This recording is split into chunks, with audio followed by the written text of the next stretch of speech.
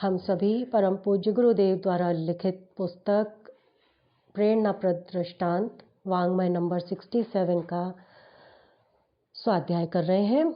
आइए आज का क्रम शुरू करते हैं। आज जो सबसे पहले कहानी आ रही है, धर्मो रक्षति रक्षतः, ये पढ़ते हैं। आचार्य धर्म घोष अपने शिष्यों सहित परिव्रज्या करते हुए आगे बढ़ रहे थे। परिव्राजक जीवन जहाँ लोक सेवा का माध्यम है, वहाँ आत्मोन्नति का साधन भी। इसीलिए एक अनिवार्य धार्मिक कर्तव्य की भांति प्राचीन काल में उसे जीवन के तृतीयांश के साथ जोड़ दिया गया है। सन्यासी के लिए तो वो अनिवार्य कर्तव्य भी था। आचार्य धर्म घोष उसी धर्माचरण का पालन कर रहे थे। वो गांव-गांव धर्म और संस्कृति का प्रसार करते हुए आगे बढ़ रहे थे।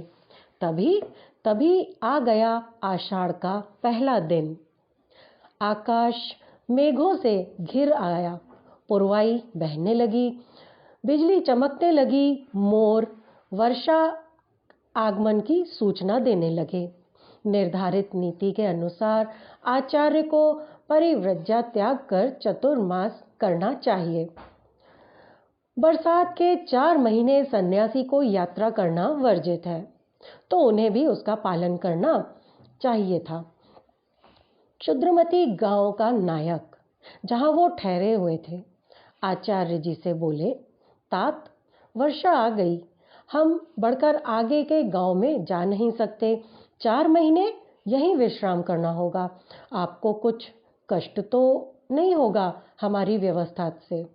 गांव के नायक से कहते हैं कि बारिश आ गई है और हम आगे जा नहीं सकते, हम 4 महीने हमें यहीं रहना होगा, तो हमारे यहाँ रहने से आपको कोई कष्ट तो नहीं होगा। कष्ट? क्षुद्रमती बोला। फिर कुछ क्षण चुप रहा। वो उसका सारा जीवन ही संघर्ष से परिपूर्ण था। उसका सारा जीवन संघर्षपूर्ण था, किंतु कष्ट शब्द उसके कानों में पहली बार पड़ रहा था। उसने कहा, आर्य श्रेष्ठ, आप जैसे सर्वथा त्यागी और तपस्वी के आतिथ्य में कष्ट कैसे हो सकता है? किंतु हाँ, एक बात है, कहने में संकोच भी होता है और उसे छुपाया भी नहीं जा सकता।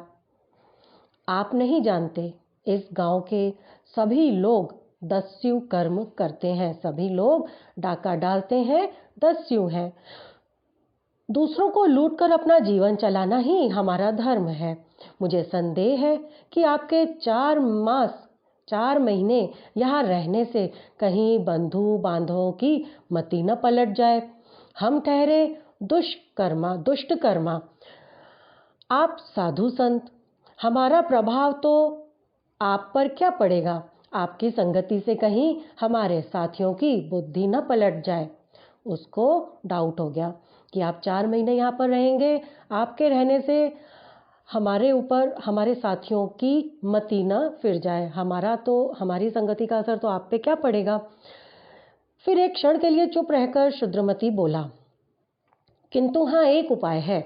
यदि आप वचन दें कि 4 मास यहाँ रहते हुए आप और चाहे जो कुछ करें, गांव वालों को उपदेश न दें। 4 महीने आप यहाँ पे रहिए, लेकिन एक शर्त है, आप वचन दो कि गांव वालों के सामने आप कोई उपदेश नहीं देंगे, ग्रामवासियों को कोई उपदेश न दें। यदि ऐसा कर सकते हो तो आप इस गांव में सहर्ष 4 महीने चतुर्मास से यहाँ पे कर सकते हैं। हमें आपका आतिथ्य करना स्वीकार है। धर्मघोष ने विचार किया, नीच साधनों से अर्जित कमाई पर जीवित रहना पड़ेगा। ये ख्याल आते ही वो कुछ चिंतित हुए, पर धर्म के साधन शरीर को जिंदा रखने और धार्मिक मर्यादा का पालन करने के लिए इस शर्त को आपत धर्म के रूप में स्वीकार कर लेने के अतिरिक्त कोई भी चारा नहीं था। कोई चारा ही नहीं था, कहीं जा सकते नहीं थे, तो उन्होंने मजबूरी में स्वीकार कर लिया। उन्होंने उनके सरदार क्षुद्रमती की शर्त को स्वीकार कर ली। धर्म याजकों से कह दिया कि चातुर्मास की अवधि भर वो किसी को भी उपदेश नहीं देंगे। 4 महीने बीत गए। धर्मघोष ने किसी प्रकार का हस्तक्षेप नहीं किया। चातुर्मास्य समाप्त होते ही साधु संत वहां से चल पड़े। गांव वालों और स्वयं क्षुद्रमती उन्हें दूर तक पहुंचाने के लिए आए। आचार्य धर्मघोष आंखों में अश्रु भर के चल रहे थे। एक ओर से विचार कर रहे थे मनुष्य जीवन की अज्ञानता पर। विचार आ रहा था मनुष्य जीवन की अज्ञानता पर।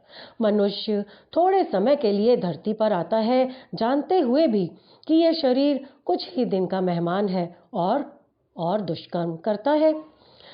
दूसरी ओर उनकी कर्तव्य भावना कचोटती थी, कहती थी तुमने 4 महीने तुच्छ ही सही पर इनके परिश्रम और जीवन संकट में डालकर कमाए पैसे से अपनी जीवन रक्षा की है, सो बदले में उनका कुछ उपकार तो करना ही चाहिए। गांव वालों की सीमा ऐसे ही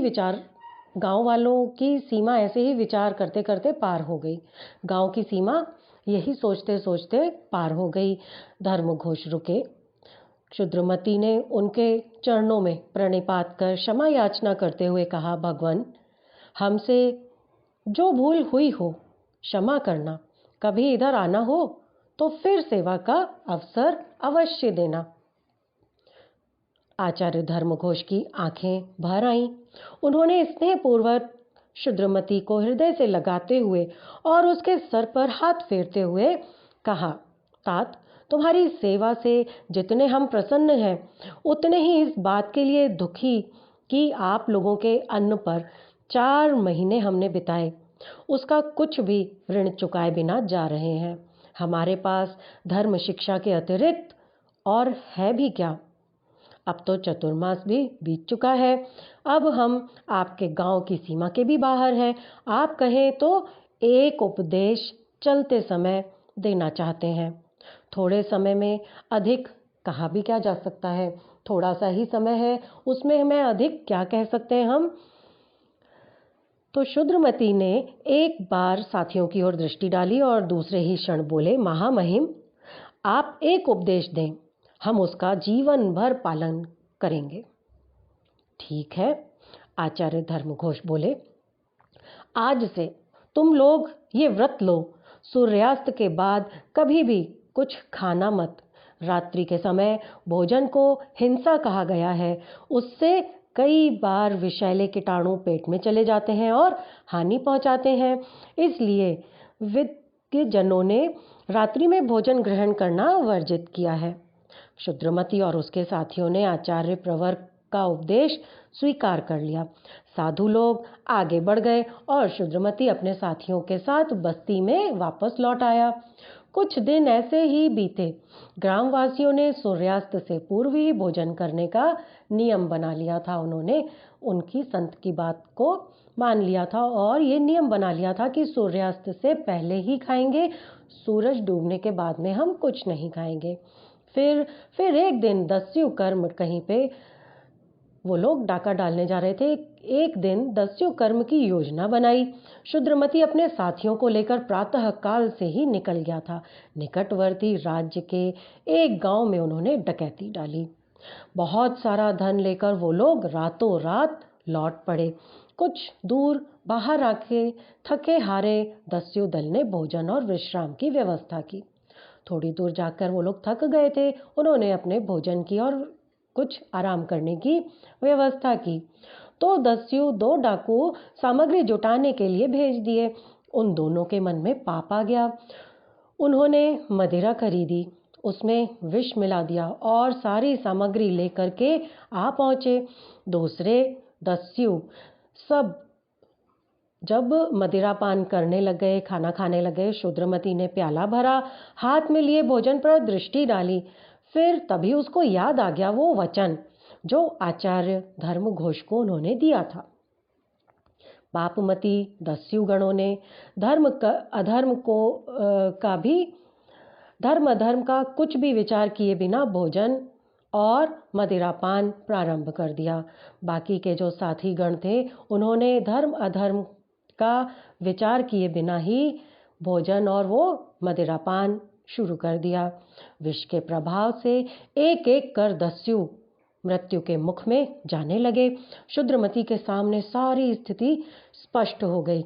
एक ओर उसे आचार्य के उपदेश से जीवन रक्षा याद आ रही थी और दूसरी ओर उसे स्वजनों की इस पाप बुद्धि और दुर्गति पर पश्चाताप भी हो रहा था। शूद्रमती का अंतःकरण हाहाकार कर उठा। लोभ पाप अंततः पतन ही करते हैं। धर्म की एक चिंगारी भी रक्षा करती है। फिर क्यों न धर्म का आश्रय लिया जाए। ऐसा पवित्र और महान जीवन क्यों व्यर्थ गंवाया जाए। शूद्रमती को ऐसा मन में विचार आया। शूद्रमती की बुद्धि पलट गई। उसने दस्यु कर्म छोड़ दिया। गांव में रहकर वो कृषि करने लगा, खेती करने लगा, परिश्रम से कमाकर खाने लगा। उसके जीवन में आई धर्म की एक किरण सुख शांति के प्रकाश पुंज की भांति जीवन में छा गई। उसके साथ सारे ग्रामवासियों का भी जीवन धन्य हो गया। सिर्फ एक वचन, एक उपदेश मान के उन लोगों का जीवन धन्य हो गया। आइए दूसरी कहानी की ओर बढ़ते हैं। निमित्तता सर्वमान्य योग्यता। वाराणसी नरेश ब्रह्मदत्त की अपने राजपुरोहित देवमित्र पर अटूट श्रद्धा और अनन्य निष्ठा थी। उनके व्यक्तित्व में विद्वता, योग्यता और प्रतिभा के स्वर्ण के साथ शील, सदाचार और नैतिकता की सुगंध भी व्याप्त थी। अतः राजा की ये निष्ठा और श्रद्धा सहज स्वाभाविक थी। राजा की ही बात नहीं, वाराणसी राज्य के ही नहीं, अन्य राज्यों के विद्वानों में उनका अच्छा सम्मान और वहाँ की जनता में उनके प्रति अपार भक्ति भाव था। वो जहाँ भी जाते जन जन उनके आगे श्रद्धान्वित हो जाया करता था। वाराणसी नरेश का उनसे निकट का संपर्क था। वो तो उनके उच्च उदात्त चरित्र और प्रखर व्यक्तित्व से इतना अधिक प्रभावित रहते थे कि प्रति क्षण उनके पद वंदन की कामना किया करते थे। भला ऐसे ब्राह्मण के प्रति कौन श्रद्धावान न होगा। राजपुरोहित देवमित्र के मन में एक दिन ये प्रश्न उठा कि उनके प्रति राजा और प्रजा की जो श्रद्धा और सम्मान है उसका कारण क्या है। राजपुरोहित के मन में ये प्रश्न उठा। वो पांडित्य, शास्त्र ज्ञान, रूप और व्यक्तित्व की प्रखरता को लेकर मेरा सम्मान करते हैं या मेरे शील, सदाचरण और नैतिकता के कारण। वो इस प्रश्न का उत्तर चाहते थे।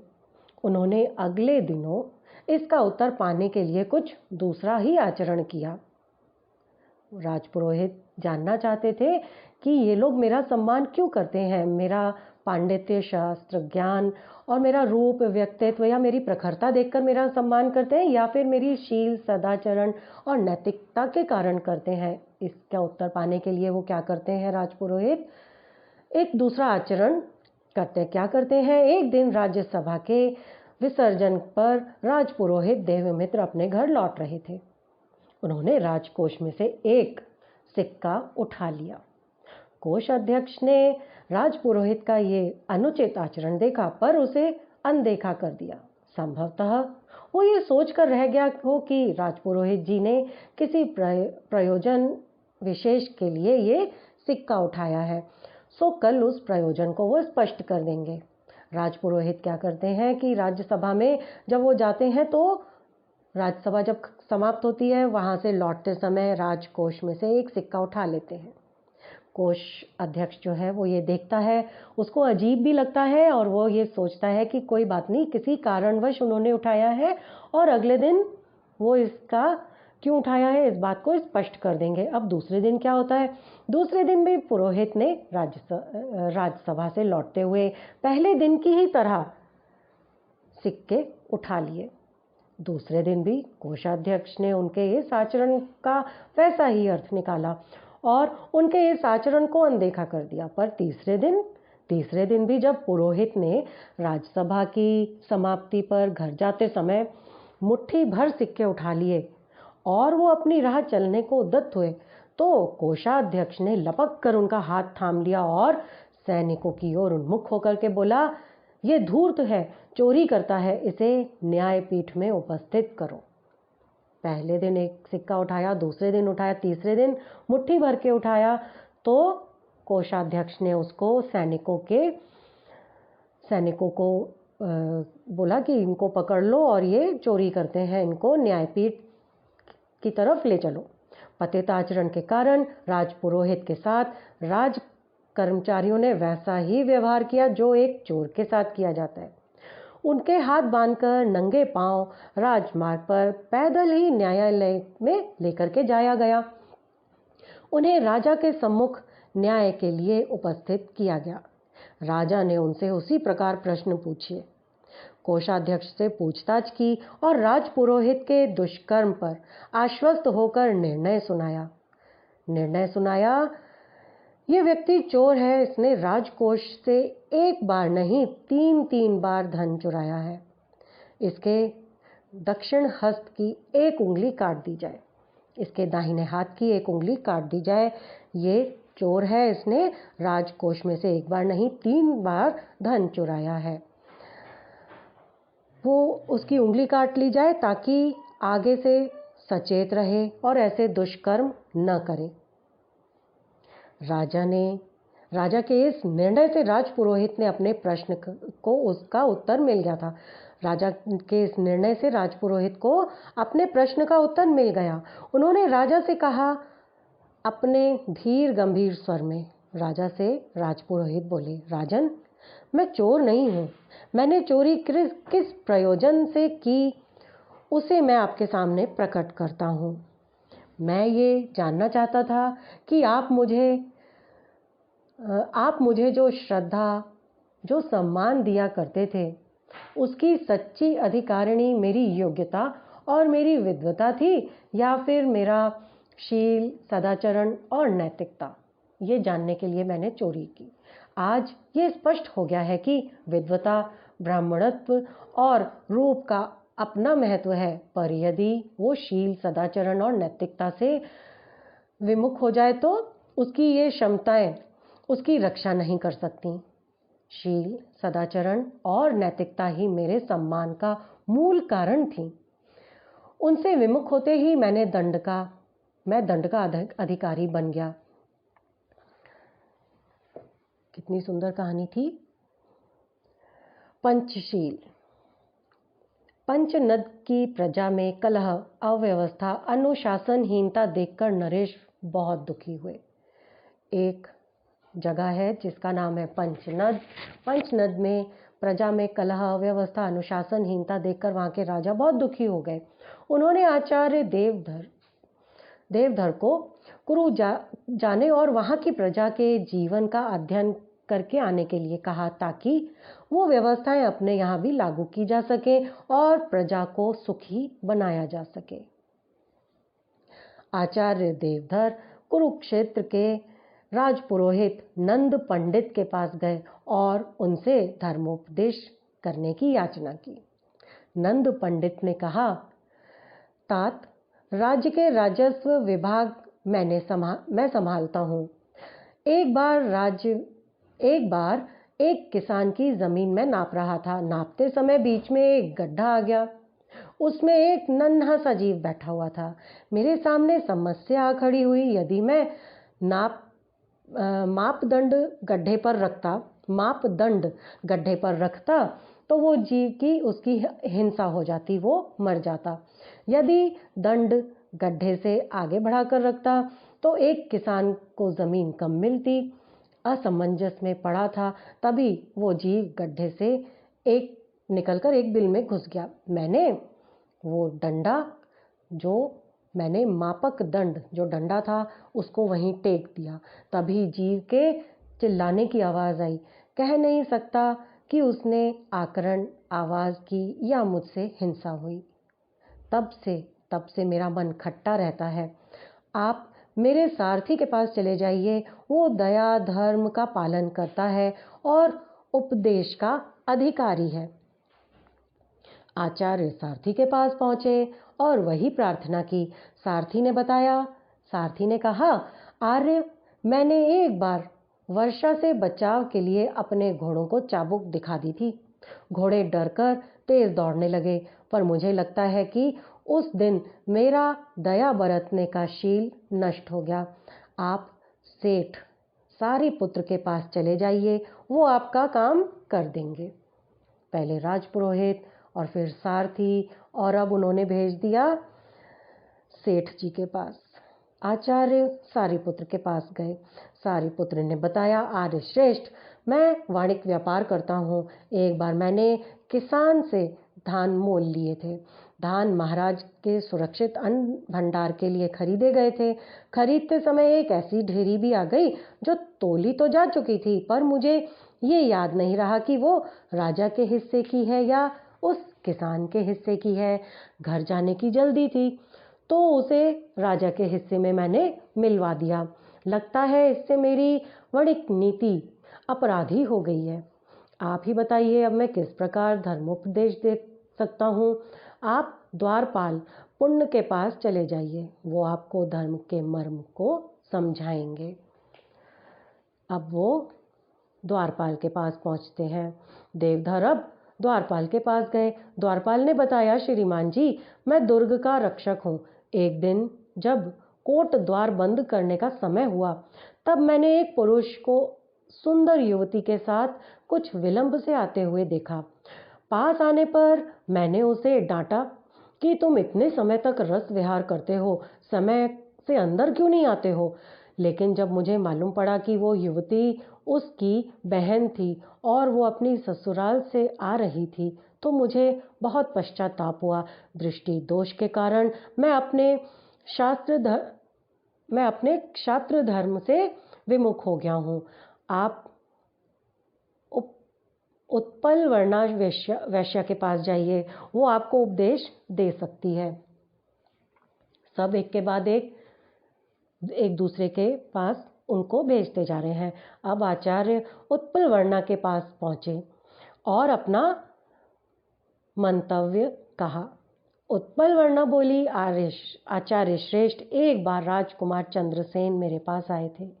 मैंने उन्हें वचन दिया था, मैं अपना शरीर केवल तुम्हें ही समर्पित करूंगी। वो बोले, मैं अभी बाहर जा रहा हूँ, 3 वर्ष मेरी प्रतीक्षा करना। यदि मैं न आऊं तो किसी भी पुरुष को वरण करने के लिए तुम स्वतंत्र होगी। 3 वर्ष पश्चात वो नहीं आए तो मैंने न्यायाधीश से आज्ञा प्राप्त कर पेट पालन के लिए दूसरे पुरुष का आश्रय लेने का निश्चय कर लिया। मैं उस व्यक्ति से अभी बात ही कर रही थी कि चंद्रसेन आ गए। तब से मैं अपने आप को अपराधिनी सी पाती हूँ। बताइए, अब मैं आपको कैसे उपदेश दे सकती हूँ। आचार्य देवधर को धर्म का मर्म मालूम हो गया। इतनी जगह वो भटके, उनको धर्म का मर्म पता चल गया। कैसे? पंचशील। उन्होंने विचार किया, जिस देश में प्रजा पंचशील का तत्परता पूर्वक पालन करती है वो सुखी रहती है। ये निश्चय करके वो पंचनद अपने गांव को लौट आए। पंचशील धर्म का उपदेश करने लगे, जिससे वहां की प्रजा फिर से सुखी हो गई। पंचशील अर्थात अहिंसा, दया, न्याय, सुदृष्टि और सच्चरित्रता। बाहुबल और ब्रह्मबल। दूसरी कहानी की ओर बढ़ते हैं। द्वापर के आरंभ में ब्रह्मवत देश में दंभोद्भव नामक एक प्रतापी राजा हुआ। वो बड़ा ही बलवान और तेजस्वी था। शारीरिक बल में ऐसा अद्वितीय था कि दूर दूर तक उसके सामने योद्धा दिखाई नहीं पड़ते थे। जिसे लड़ने के लिए ललकारता वो भयभीत हो जाता और गिड़गिड़ा कर क्षमा मांग लेता। जब तक ऊंट पहाड़ के नीचे होकर नहीं निकलता तब तक उसको पता नहीं चलता कि मुझसे भी बड़ी कोई चीज़ इस दुनिया में मौजूद है। बाहुबल के अभिमान में उन्मत्त होकर दंभोद्भव चारों दिशाओं में बिगड़े हुए हाथी की तरह दौड़ने लगा। जहां जाता वहीं ये घोषणा करता, यदि पृथ्वी पर कोई योद्धा शेष है तो वो मुझसे लड़ने के लिए आगे आ जाए। मगर एक नगर में वो ऐसी ही विज्ञप्ति कर रहा था कि एक विद्वान अपने श्वेत केशों को बिखेरते हुए राजा के सम्मुख पहुंचा। उसने नम्रता पूर्वक कहा, राजन, आपको पराक्रम प्राप्त हुआ है, इसके लिए ईश्वर को धन्यवाद दीजिए, पर ऐसे अभिमान भरे वचन मत बोलिए कि मेरे समान इस पृथ्वी पर कोई नहीं है। आप नहीं जानते तो भी ये वसुंधरा वीर विहीन नहीं है। आपको नहीं पता कि यहाँ पर आप जैसे और भी योद्धा हैं, पर इस पर एक से एक प्रतापी और शक्तिशाली मनुष्य पड़े हुए हैं। इस धरती पर एक से एक प्रतापी और शक्तिशाली मनुष्य मौजूद है। वृद्ध की बातें सुनकर राजा को बड़ा क्रोध आया। उसने तड़क कर कहा, यदि कोई मेरे समान योद्धा है तो बताओ वो कहाँ है। यदि नहीं बताओगे तो तुम्हें ही मुझसे लड़ना पड़ेगा और अपने प्राणों से हाथ धोना पड़ेगा। राजा के दर्प पर हंसते हुए उस विद्वान ने कहा, मरने की तो मुझे कुछ चिंता नहीं है, पर तुम्हारी इच्छा पूर्ण करने के लिए मैं एक व्यक्ति बता देता हूँ, वो तुमसे युद्ध कर लेगा। गंधमादन पर्वत पर चले जाओ, वहाँ नर नारायण ऋषि तपस्या कर रहे हैं, वो तुम्हारी युद्ध की मनोकामना पूरी कर देंगे। राजा गंधमादन पर्वत की ओर चल पड़ा। बहुत ढूंढने पर वहां पर एक अस्थि पंजर मनुष्य तप करता हुआ दिखाई पड़ा। राजा ने पूछा, आप ही नर नारायण हैं क्या? यदि है तो मैं आपसे लड़ने आया हूँ। ऋषि ने दंभोद्भव को स्नेहपूर्वक पास बिठाया और सिर पर हाथ फेरते हुए कहा, बेटा, तू निस्संदेह अजेय है। शरीर में कितना बल है, यह तो एक मामूली सी बीमारी में नष्ट हो जाता है, इसलिए बाहुबल के लिए गर्व करना व्यर्थ है। तू हमारा उपदेश मान और अपने नगर लौट जा। शारीरिक बल को आजमाने की मूर्खता करने में क्या लाभ है। ऋषि ने उनको बहुत अच्छे से समझाया कि तू अपने इस शारीरिक बल पर अभिमान मत कर। ऋषि ने बहुत उपदेश दिया, पर राजा की समझ में एक बात भी नहीं आई। वो घमंड में चूर होकर बार बार लड़ने के लिए ललकारने लगा। जब किसी तरह न माना तो नर नारायण ने कहा, अच्छा राजा, अब तू लड़ने को तैयार हो जा। राजा उठ करके खड़ा हो गया। ऋषि ने पास में पड़े हुए एक तिनकों को उठाया और उसमें प्राण शक्ति फूंककर उसे योद्धा बना दिया। राजा उस मंत्र प्रेरित तिनके से लड़ने लगा, परंतु कुछ ही देर में उसका दम फूलने लगा और वो परास्त होकर जमीन पर गिर पड़ा। पागल बनाने वाला अभिमान क्षण भर में कपूर की तरह उड़ गया। वही वृद्ध विद्वान इस अवसर पर पुनः आ उपस्थित हुआ। उसने कहा, बेटा दंभोद्भव, तूने देखा कि बाहुबल और ब्रह्मबल में कौन अधिक बलवान है। शरीर, धन आदि के भौतिक बल बहुत ही अपूर्ण, अस्थिर और नाशवान है, परंतु ब्रह्मबल की तो थोड़ी सी किरणें पाकर भी एक तिनका अद्भुत शक्तिशाली बन सकता है। इसीलिए राजन, यदि तुम सच्चा बल प्राप्त करना चाहते हो तो बाहुबल पर अभिमान छोड़कर ब्रह्मबल संचय करो। राजा अपनी मूर्खता समझ गया था। वो अभिमान छोड़कर नारायण की शिष्यता में ब्रह्म बल प्राप्त करने के लिए तप करने लगा। महर्षि पद की पात्रता। यज्ञ की धूम्र शिखाओं से आकाश आच्छादित हो रहा था। महाराज रथवीति दामर्य की राजधानी में वेद मंत्रों की पुनीत ध्वनि गूंज रही थी। वो अपनी राजमहिषी और मनोरमा कन्या के साथ यज्ञ वेदी के समीप आसीन थे। कितनी सुशील और लावण्यमयी थी ये कन्या। अत्रि पुत्र ऋषि अर्चनना ने यज्ञ कुंड में वेद मंत्रों से आहुति देते हुए मन में विचार किया। धवलोज्ज्वल श्वेत दाढ़ी के साथ तपह तेज से दीप्ति मुखमंडल पर चमकती हुई आभा और प्रगाढ़ हो गई।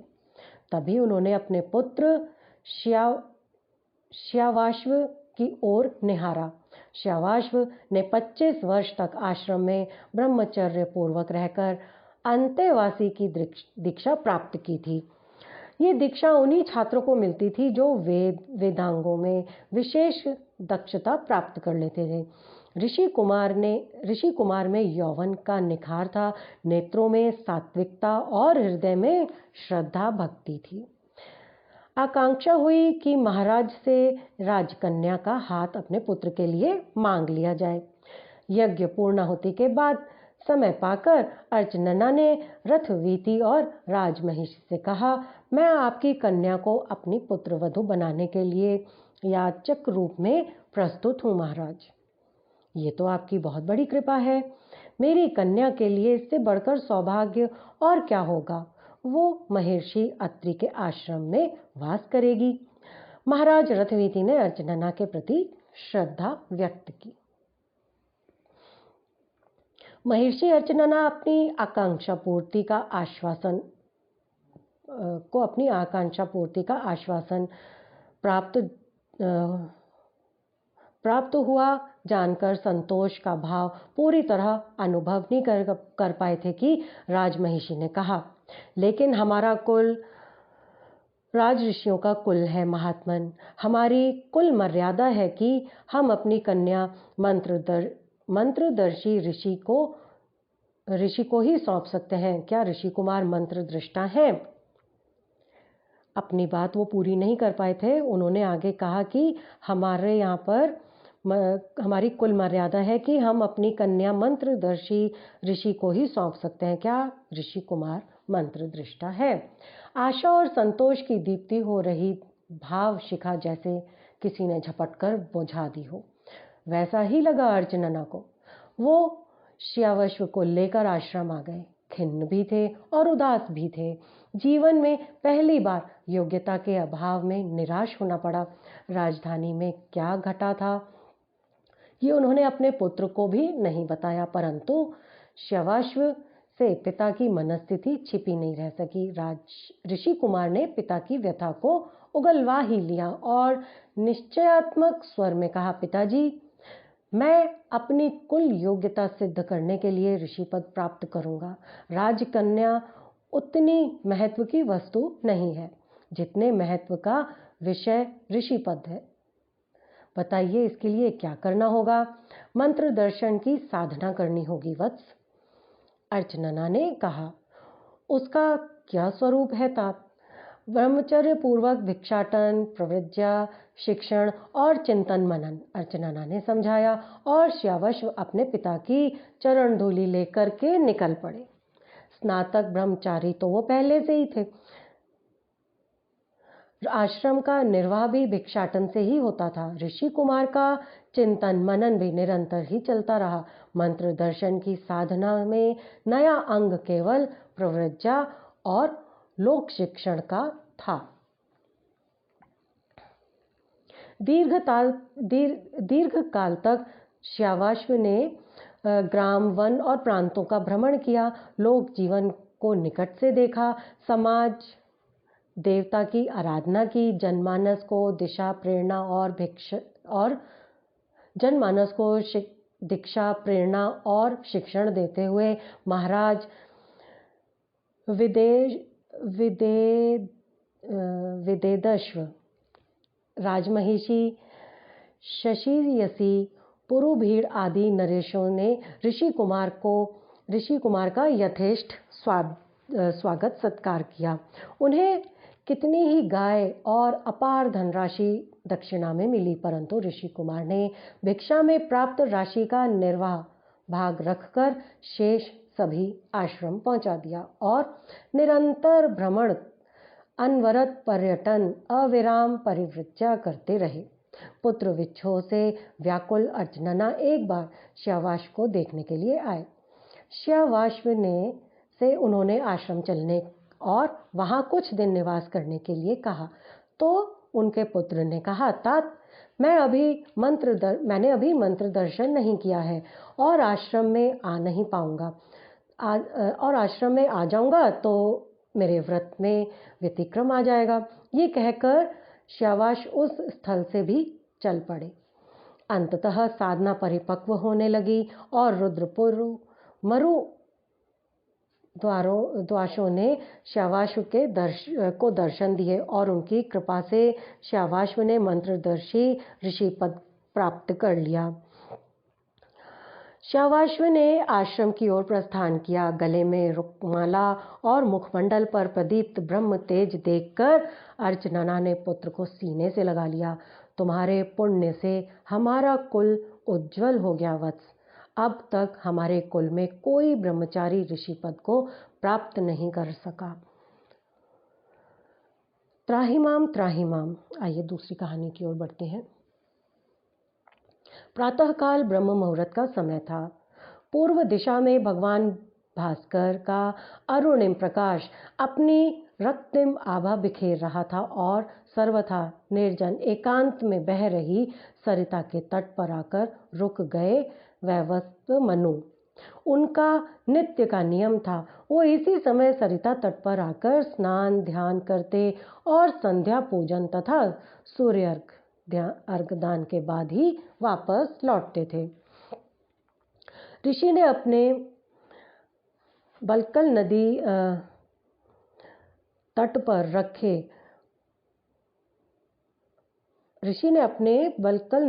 पर रखे और शौच आदि से निवृत्त होने के लिए नदी में कुछ दूर एकांत वन में चले गए।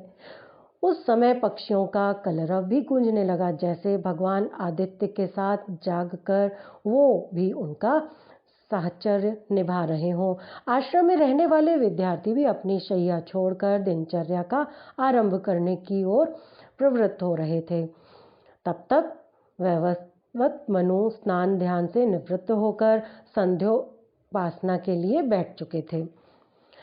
आवश्यक उपचार पूरे कर उन्होंने गायत्री जप आरंभ किया। प्रातःकाल के उदित रवि की भांति अपनी अंतरात्मा में विश्वात्मा की जलती ज्योति का ध्यान किया और उसी ज्योति में मन बुद्धि चित्त अहंकार के समस्त कषाय कल्मशों को जलते हुए देखा। गायत्री जप पूरा होते ही वो उठ खड़े हुए सूर्य भगवान को अर्घ्य देने के लिए कटी प्रदेश तक स्पर्श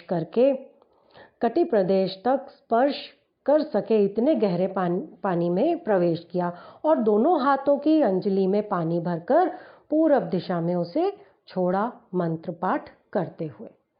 1 बार 2 बार 3 बार इस क्रिया को दोहराया, पर अंतिम बार उन्होंने अपनी हथेली पर कोई जीव रेंगता हुआ देखा। मनु ने शांत चित्त से अर्घ्य दिया। अर्घ्य देने के बाद उन्होंने अंजलि में देखा, एक मीन शिशु एक मछली का बच्चा हथेली पर रेंग रहा है। उनके मन में अचकचाहट होने लगी, वो उसे फेंकें। इतने में ही वो मछली का बच्चा बोल पड़ा, त्राहिमाम त्राहिमाम। क्या बात है? मनु ने पूछा। उस बच्चे ने कहा, मेरी रक्षा कीजिए, इस प्रकार आप मुझे पुनः जल में छोड़ देंगे तो मीन मत्स्य बड़ी मछली मुझे अपना आहार बना लेंगी। कृपा कर मुझ पर दया कीजिए। आर्त विनय सुनकर ऋषि के हृदय से करुणा जाग उठी और वो तट पर रखे जल से भरे कटोरे में रखकर उसे आश्रम ले आए। न जाने क्यों शरणार्थी बनकर रक्षा की भीख मांगने वाले उस मीन शिशु के प्रति ऋषि के हृदय में प्यार उमड़ने लगा और वो नित्य उसका जल बदलते रहते थे। कालांतर में वो मीन शिशु बड़ा हुआ तो ऋषि ने मीन शिशु को कटोरे से निकालकर कुंड में स्थानांतरित कर दिया। वो और बड़ा हुआ, कुंड में उपलब्ध जल और उससे मिलने वाले कीट तथा जीवाणु उसके लिए अपर्याप्त पड़ने लगे तो मनु ने उस मछली को सरोवर में छोड़ दिया। सरोवर में भी उसकी सुविधाओं का ध्यान रखते हुए न जाने क्यों सरोवर भी उसके लिए छोटा पड़ने लगा तो महर्षि ने उसे फिर से उठाया और सागर में छोड़ दिया। जब वो सागर में छोड़कर आए तो मीन ने महर्षि के प्रति कृतज्ञता व्यक्त की तथा ऋषि भी विस्मय विमुक्त होकर अपने आश्रम लौट आए। कल्पांत में जब प्रलय हुई तो सारी सृष्टि जलमग्न हो रही थी। प्राणी भी अतः जल राशि में डूबकर अपना प्राण विसर्जन कर रहे थे। मनु के आश्रम के चारों ओर भी सागर लहरा रहा था।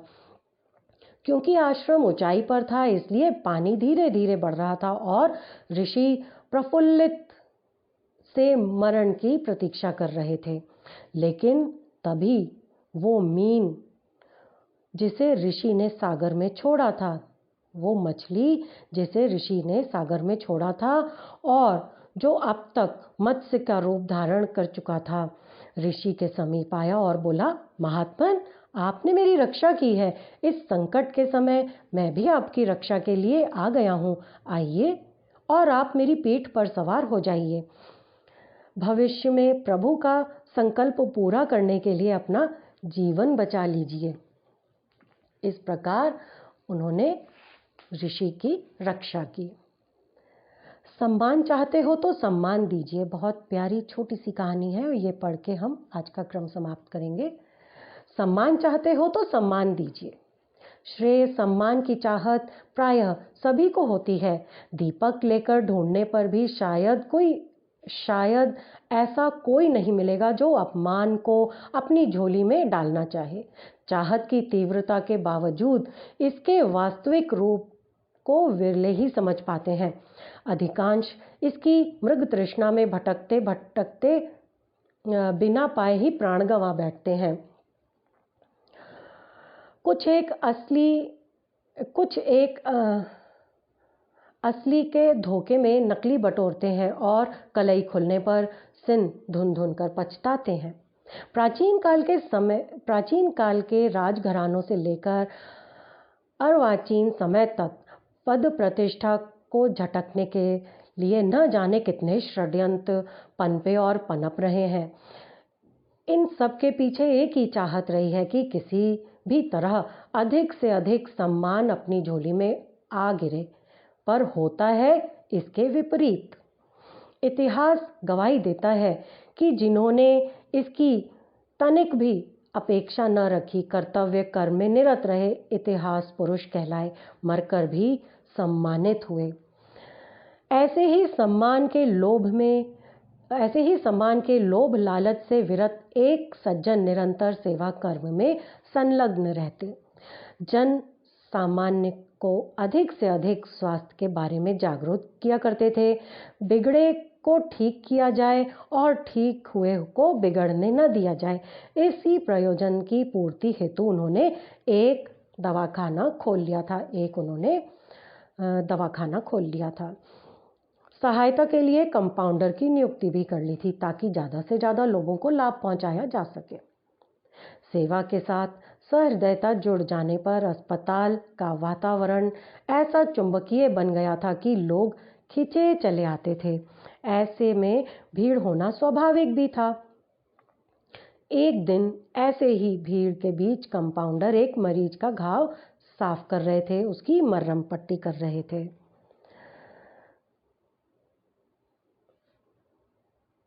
डॉक्टर दूसरों को सलाह दे रहा था और जो कंपाउंडर थे वो क्या कर रहे थे, एक मरीज के घाव की सफाई कर रहे थे और उसकी मलहम पट्टी कर रहे थे। एक एक को रोग का निदान बताते और उचित दवा देते। इसी बीच डॉक्टर के लड़के की उंगली में अस्पताल के बाहर चोट लग गई थी। जो हॉस्पिटल के डॉक्टर थे उनके बेटे की उंगली में चोट लग जाती है। चोट मामूली थी और वो दौड़ा दौड़ा आया और कंपाउंडर से बोला कि मेरे चोट लग गई है, पट्टी बांधो। उसके इस कथन पर कंपाउंडर ने उनको बैठने का इशारा किया क्योंकि वो एक मरीज के गंभीर घाव की मरहम पट्टी में व्यस्त था। उसकी व्यस्तता उचित भी थी, पर डॉक्टर का लड़का आदेश की अवहेलना सहन न कर सका। उसने गुस्से में आकर कंपाउंडर को 2 चांटे जड़ दिए और बोला, अस्पताल हमारा है, तुझे हमारे आदेश की अनसुनी कर दूसरों का इलाज करते हुए शर्म नहीं आती? अरे तू हमारे हॉस्पिटल में काम करता है, हमारा हॉस्पिटल है, और तू हमारी ही बात नहीं मानता और दूसरों का काम करता है, तेरे को शर्म नहीं आती? तब तक उसका काम समाप्त हो चुका था, तब तक कंपाउंडर अपना काम कर चुका था। उसने विनम्रतापूर्वक क्षमा मांगते हुए लड़के की उंगली में पट्टी बांध दी। उसने क्षमा मांगी और डॉक्टर साहब के लड़के की उंगली में पट्टी बांध देता है। शाम को ये बात डॉक्टर साहब को मालूम पड़ी। उन्होंने लड़के से कुछ कहा नहीं, वरन उस कंपाउंडर से क्षमा याचना की और प्रायश्चित स्वरूप पेंटर को बुलाकर आदेश दिया। पेंटर को आदेश क्या दिया कि अस्पताल के साइन बोर्ड से मालिक के स्थान से मेरा नाम हटाकर कंपाउंडर का नाम लिख दिया जाए। पेंटर ने ऐसा ही किया। अपने पिता का ये कार्य देखकर लड़के के अभिमान का हिमालय गलकर आंसुओं में बहने लगा। उसने क्षमा याचना की। पिता ने कहा, क्षमा मांगनी है तो उससे मांगो जिसके प्रति तुमने अपराध किया है। गलती स्वीकारने, माफी मांग लेने पर पिता ने समझाते हुए कहा, सम्मान पाने का तरीका वो नहीं है जो तुमने अपनाया। वास्तविकता तो ये है कि सम्मान की पूंजी देने पर मिलती है। वास्तविकता तो ये है कि सम्मान की पूंजी देने पर मिलती है, बांटने पर बढ़ती है और बटोरने पर समाप्त हो जाती है।